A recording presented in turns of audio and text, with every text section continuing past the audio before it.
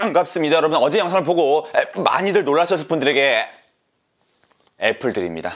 우리 여러분들이 원하면 제가 언제든지 돌아오겠습니다 라고 했더니 내일 당장 돌아와 라는 의견이 굉장히 많아가지고 제가 돌아왔어요. 이러면 또 내일 당장 돌아와 라고 할 줄 알고 처음부터 장난친 거죠? 라고 하시는 분들 분명히 계실 거예요.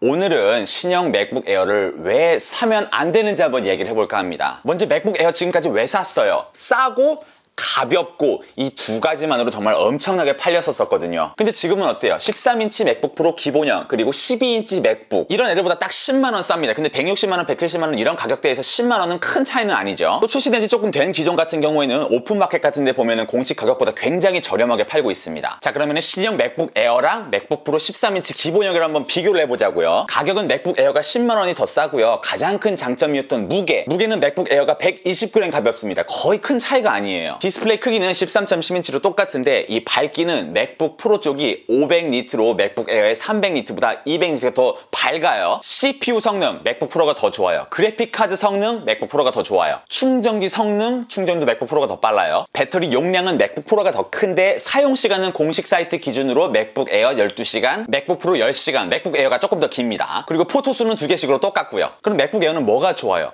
터치 아이디 센스 있는 거? 뭐 항상 비밀번호를 쳐가지고 언락하는 사람한테는 조금 편리할 수도 있겠습니다만 저 개인적으로는 이 애플 워치를 사용해가지고 언락을 하기 때문에 그렇게 중요하다고 느껴지지도 않아요. 제가 볼 때는 10만원을 더 내더라도 맥북 프로 13인치 기본형을 사는 게 훨씬 더 좋은 선택이 아닐까 약간 그런 생각이 들더라고요. 아니면은 저처럼 그냥 아주 가벼운 거를 원한다면 12인치 맥북, 지금 쓰고 있는 15인치 맥북이 정말 무거워가지고 좀 작고 가벼운 머신을 좀 사고 싶다라는 생각을 계속 하고 있었거든요. 물론 CPU 성능은 좀 딸립니다만은 SSD 용량이 256기가로 2배죠. 하지만 노트북 자체가 훨씬 더 작고 훨씬 더 가볍죠. 맥북 에어에 비해서 330g이나 가볍습니다. 다만 지금 팔고 있는 12인치 맥북은 리프레시 된 지가 좀 오래돼가지고 뭐 중고로 조금 싸게 사면 몰라도 신품을 지금 사는 거는 조금 비추해요. 그래서 사실 저는 신제품이니까 맥북 에어 사기는 샀습니다만은 사고 나서 곰곰이 생각을 해보니까 맥북 프로 13인치 기본형이나 아니면 기존에 있던 맥북 12인치나 이런 것들하고 비교해봤을 때 커다란 장점을 느끼지를 못하겠더라고. 물론 제가 뭐 아직 실물은 보지 못했기 때문에 이 스펙상 숫자로 나오지 않는 뭔가 매력이 실물을 보면 우와 또 나올지도 몰라요. 하지만 으쎄든 현재로서는 가격과 스펙만을 봤을 때는 이러한 판단이 가능하다라는 말씀이고요. 혹시 구매하려고 하셨던 분들은 조금 더 참았다가 실물을 보시고 구매를 하시던지 아니면 방금 말씀드린 지금 판매되고 있는 모델들은 뭐 네이버 최저가 이런 걸로 검색해보면 굉장히 싸거든요.